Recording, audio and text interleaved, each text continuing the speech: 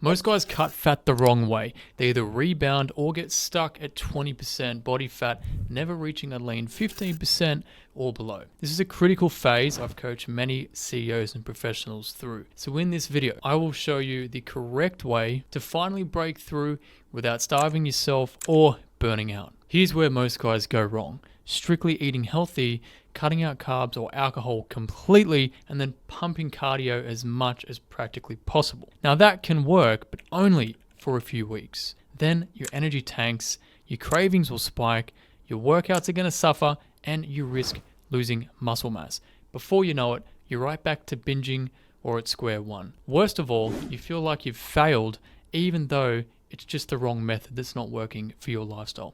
Almost every client I've coached has experienced yo-yo dieting before actually working with me in the program. And I made the same mistake early on as well.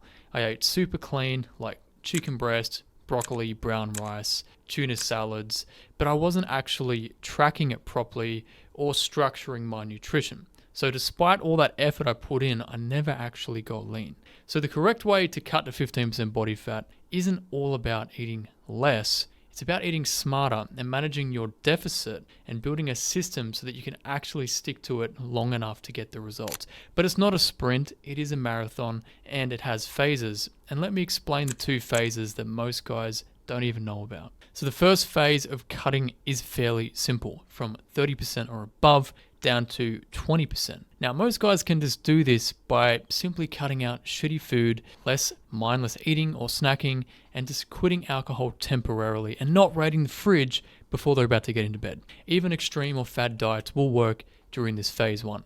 However, once you get to that 20% body fat, you'll realize you're still classified as overweight. There's not much muscle showing or really any ab definition unless you're juicing and training like a bodybuilder. So this is just a milestone. The real cut starts when you drop below that 20%. And this is where precision and systems are required because every little slip counts. So many guys often stay soft around the midsection, even if they've been training for years or had other trainers because of how easy it is to slip up. At this point, most guys reach out for coaching because they've lost weight, but they're still frustrated with the belly, love handles, and chest fat. And that is when you need to switch gears into phase two, which I'm going to explain now. So think of this a bit like renovating a house. The first stage is like clearing out all the junk, getting rid of all the debris, which is like quick progress. But then once you get into the finer detail, you need more time, precision, structure, and the right tools to finish the job. And that is exactly what happens once you hit 20%. You've dropped a bunch of fat, but now that progress slows down due to metabolic adaptation, and it's completely normal. There's nothing to freak out about. As you get lighter and fitter, your BMR burns slightly fewer calories, and your hormones like testosterone and insulin sensitivity haven't quite caught up just yet. And then if you add stress on top, and then poor sleep on top of that, it just gets even harder, and you're always going to feel hungry, and if you're not fully recovering from your workouts, you will struggle to maintain and build more muscle. So the deficit that got you to that 20% or so won't work forever. And if you keep trying harder instead of smarter, you're eventually going to burn out. Also, building and maintaining muscle is critical in phase two. It is the foundation to keep burning fat without looking weak or skinny. And I'll explain more on that in a minute. But first, let's look at the correct way to build your deficit to get below 20%. Firstly, stop thinking that cutting means giving up entire food groups. You don't need to quit carbs or alcohol completely. I actually tell my clients to factor in these foods so they don't make their family feel awkward at dinner time when they're having special diet dinners, or if they're out at a work lunch and being that guy with the Tupperware container all the time. So the smarter move is like skimming low impact portions and then making smart food swaps that shave off hundreds of calories without feeling like punishment at all. For example, 1 tablespoon of olive oil is about 120 calories. Then there's a teaspoon, which is only about 40 calories. Then 2 sprays of olive oil could be as little as 10 to 20 calories. That is a big difference and it's the same oil. Here's another one. 2 rice cakes that look exactly the same, but this one is 135 calories and this one is 60. Simply because there is less almond butter on the rice cake. Or say with coffee, 2 regular lattes a day can add up to 300 plus calories just from the milk. Switch to skim milk and it's only 80. Or go to black coffee and it's only 20 calories. Small tweaks like this can shave hundreds of calories a day without making it feel like you're completely missing out. And the second thing you need to know is your true calorie budget. Just saying, "Yeah, but I eat healthy food, I'm on a healthy diet," and guessing won't cut it. Guys have told me, "My trainer told me to eat 2,500 calories, but I'm not losing fat after 12 weeks. well, yeah, that's because 2,500 is too f***ing high. It's not you, it's the formula you're following, right? And most calculators will overshoot because they can't factor in your lean mass, your stress, your hormones, your sleep, and your metabolic or autoimmune conditions you might be carrying. So the key point is you need to learn what your budget is by actually testing it. So start tracking everything for at least 7 days and take the average of what you're eating. Let's say you're eating 2,600 calories, but you're not losing weight or fat. Then that's likely you're in a maintenance zone. So from there, you want to skim your portions like I just talked about to create a deficit of at least 500 to 550 while keeping your food volume as high as possible. The thing is, when I assess a client, I look at body fat, lean mass, daily movement, lifestyle, blood work, health conditions. It's not just a simple mathematical equation. But if you do want a rough number to begin with, grab my calorie deficit calculator. The link is in the description. And thirdly, it's not just about hidden calories you're eating, it's also about the hidden calories you're not burning. Most of you guys underestimate their daily movement. So I'm not implying that you need to run marathons every single day, but hitting 9 to 11,000 steps across the entire day consistently burns hundreds of calories across the week, helping you to break to 20% or below. But there's one more key nutrition protocol that you need to factor in. So although sticking to a calorie deficit will get you lean, if you actually want to optimize for muscle growth and maintenance, which you absolutely should be in phase 2, because the more muscle you carry, the faster you'll get to 15%. In this case, you need to apply what I call the protein first principle. That means every time you sit to eat, you ask, what is my protein source? Then you build the rest of the meal around that. Studies show that muscle growth and maintenance can be supported anywhere from 1.3 to 1.8 grams per kilo of your lean body weight. But because most men underestimate their protein, I recommend no less than 1.6 grams per kilo of lean weight. So say that you're 90 kilos or 198 pounds at 25% body fat, your lean weight is going to be 67 kilos, which is about 147 pounds. That is what you base your protein goal off. But if you're not tracking it, you're almost guaranteed to be under eating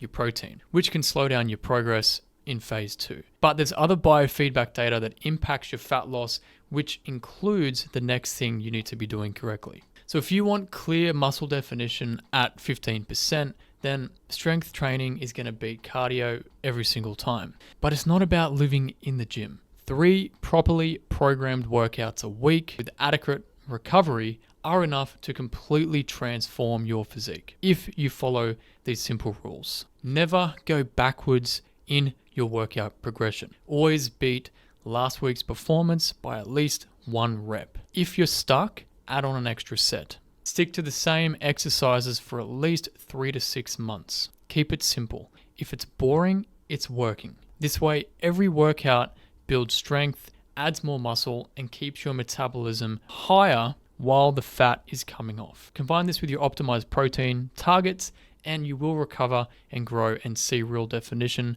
on your way to 15%, compared to doing just cardio alone, which doesn't bulk up your muscle mass, makes you feel hungrier, and you'll still look soft. Cardio is just a backup tool to bump up your calorie burn if it's absolutely required. But do not try to cut too fast. I'll show you the right time frame to follow next.